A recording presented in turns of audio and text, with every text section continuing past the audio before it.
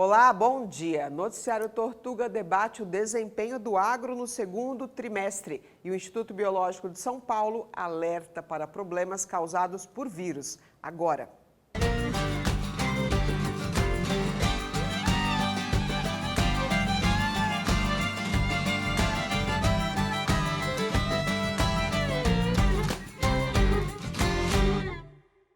O mercado faz o balanço de desempenho dos setores do agro no segundo trimestre do ano. Um recuo leve comparado a um grande avanço do período anterior tem provocado bastante o pensamento dos analistas.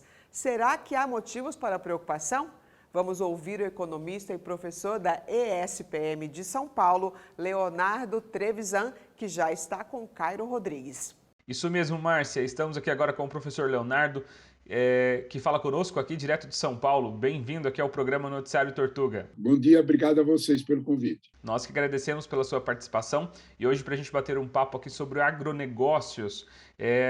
Qual que foi o desempenho, professor, do agro nesse último trimestre em comparação aí aos anteriores? Olha, nós tivemos uma relativa surpresa, né? Porque havia uma previsão de um equilíbrio nessa projeção do PIB e ela não aconteceu, né?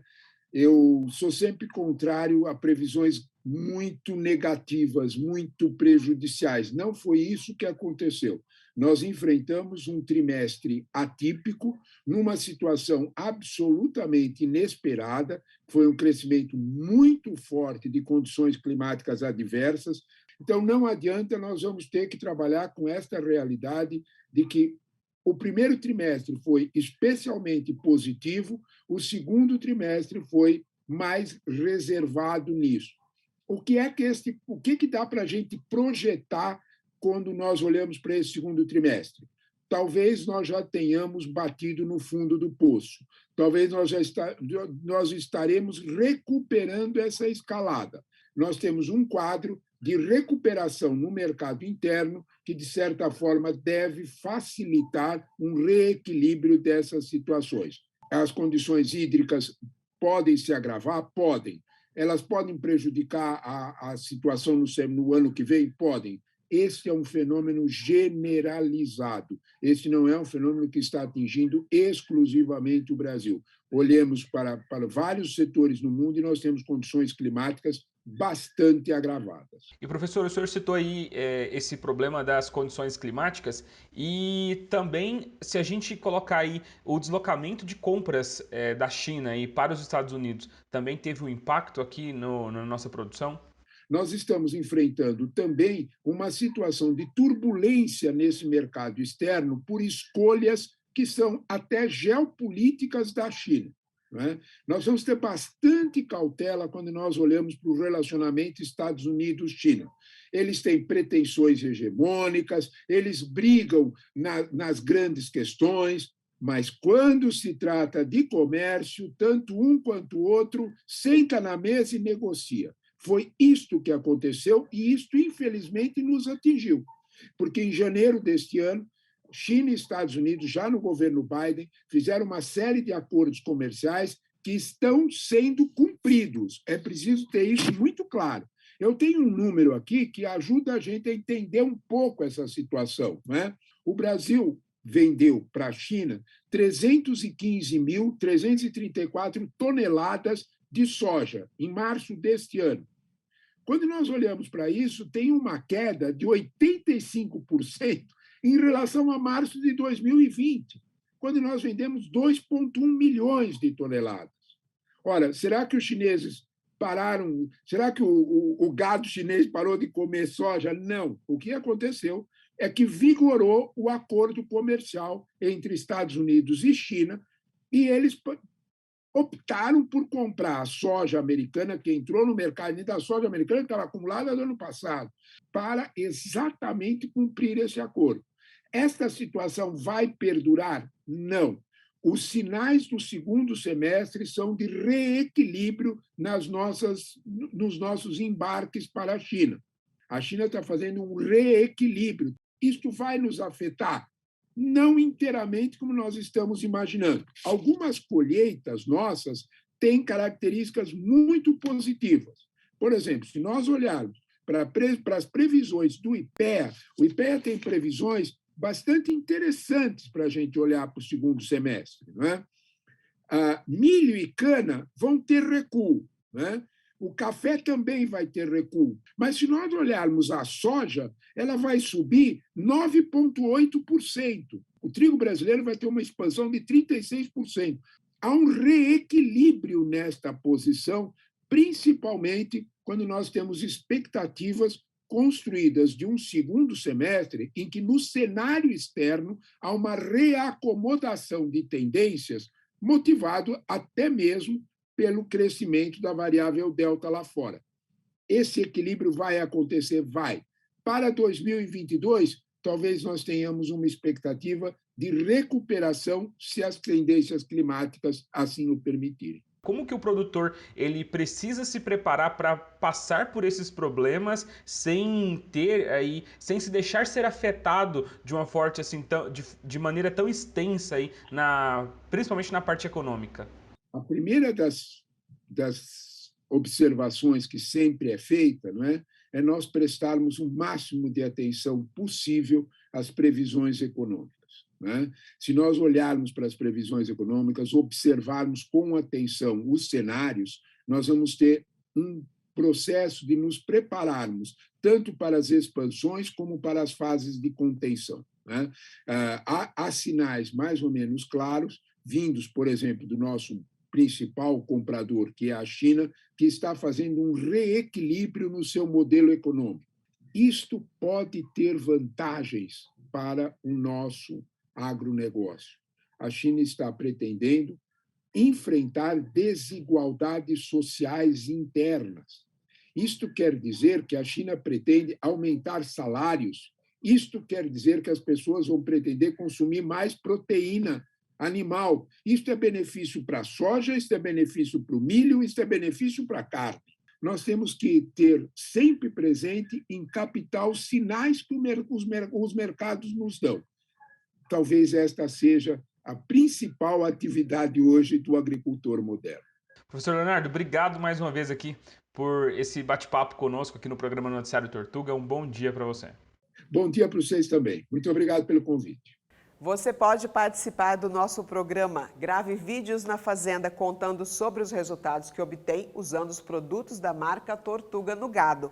Envie para o número da produção que está aqui na tela ou entre em contato pelas redes sociais @tortuga.dsm.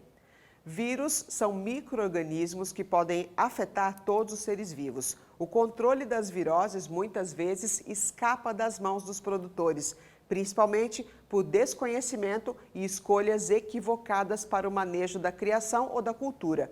Tudo isso traz consequências severas para a produção. O Instituto Biológico de São Paulo desenvolve pesquisas nesse ambiente há quase um século e trabalha bastante para transferir conhecimento. Nossa próxima convidada é a pesquisadora Líria Okuda. Com você, Cairo. É isso mesmo, Márcia. E hoje a gente volta a falar sobre sanidade animal aqui com a Líria. Bem-vinda mais uma vez aqui ao programa Noticiário Tortuga. Bom dia, agradeço novamente o convite e estamos aí para tirar as dúvidas que vocês precisarem. A gente agradece mais uma vez pela sua participação, Líria. E hoje o nosso assunto aqui é para a gente falar um pouquinho aí sobre vírus, como que isso impacta de forma na sanidade, né, das fazendas e também tem um impacto econômico aí em todo o processo. Eu queria que a gente começasse falando desse impacto zootécnico. Quais são os maiores problemas aí causados por vírus hoje dentro de fazendas? Hoje, o que a gente tem observado com relação às viroses aí, né, no campo? Né? Ele tem acometido tanto a parte de doenças respiratórias, começando por um corrimento nasal até um desenvolvimento mais complexo da doença, né, com quadros de pneumonia e alguns a óbito. Né? Uma outra questão também são as mortes súbitas, né, que também podem ser causadas por alguns vírus. Então, a gente tem que estar atento também nessa questão. E, principalmente, as doenças reprodutivas, né? As causas de abortamento, que são causadas por vírus, né? A gente ouve muito falar de BR, de BVD, e também tem as doenças neurológicas, que a gente não pode esquecer, né? A raiva, né, como principal aí vamos dizer assim, o carro-chefe, né, das doenças, né, e os diferenciais, que também tem outros vírus também que acometem, têm sintomas muito parecidos, só que diferente da raiva, não são zoonóticos. O produtor também tem que tomar cuidado aí para que esses vírus, essas doenças, não venham prejudicar aí também a sua equipe ali, os seus técnicos, as pessoas que estão trabalhando dentro da fazenda, né? Exato. Então, no caso da raiva, realmente tomar as ações, né, de realmente vacinar o rebanho, né, seguir os protocolos sanitários, né, nessa questão, tomar muito cuidado, não ficar pondo a mão, né, realmente chama o serviço oficial para avaliar esse animal, eles têm todos o treinamento necessário para fazer a colheita, né, e a necrópsia, né, desses animais aí, né? E se porventura tiver entrado em contato, realmente tem que procurar o posto médico. Então, muito cuidado, né? Inclusive na parte depois do destino das carcaças. Qualquer animal que vai a óbito, a gente também tem que se preocupar com o destino da carcaça, né? Além da preocupação da própria doença em si, né? Não manter ela dentro do rebanho, se preocupar também com a parte dos lençóis freáticos, né? Então, a gente tem que tomar cuidado para não ter uma contaminação ambiental aí também. E no caso de uma disseminação aí de vírus dentro de uma fazenda, quais os impactos econômicos que isso pode causar ali para essa propriedade? Os impactos vão ser perdas de produção, aquele animal não vai ter aquele rendimento, se for um bezerro de corte, ele não vai ter aquele rendimento, né, esperado de ganho de peso. Aliás, eu não comentei, também tem as doenças de pele, né, que também podem ter as doenças vesiculares, né, que a gente tem que tomar cuidado, e esses também, alguns são zoonoses, né, como os poxvírus, né, o vírus da varíola bovina, o complexo varíola bovina, que a gente chama. Então, tem alguns que são mais resistentes, outros que são mais suscetíveis no ambiente. Então, a parte de descontaminação com desinfetante também no local é importante para a gente conter a infecção. E a gente está abordando aqui de vírus aí de uma forma bem geral. Mas quais são os principais cuidados aí que o produtor deve ter com os seus animais, com a propriedade, manutenção ali de onde esses animais vivem e até mesmo as proteções aí com o próprio ser humano? Quais as principais que ele precisa ter dentro da fazenda? Primeiro, assim, já começa desde assim da aquisição do animal. O ideal era ter uma baia de quarentena, né? Então, se você adquire um animal, ele fica ali pelo menos uns 30 dias, para justamente você avaliar se teve alteração de sinais clínicos, etc., febre, teve algum sintoma respiratório, para você fazer a contenção antes de adentrar no rebanho. Como um herpes, por exemplo, que é o vírus da IBR, o animal fica portador. Uma vez infectado, resto da vida. Ele morre com esse vírus, né? Então, tem toda essa questão, né, também do manejo, né, essa questão que a gente fala muito do bem-estar animal, tudo isso é muito importante. Essa condição de minimizar o estresse também é um fator determinante para minimizar essas doenças que causam o estado do animal portador, né?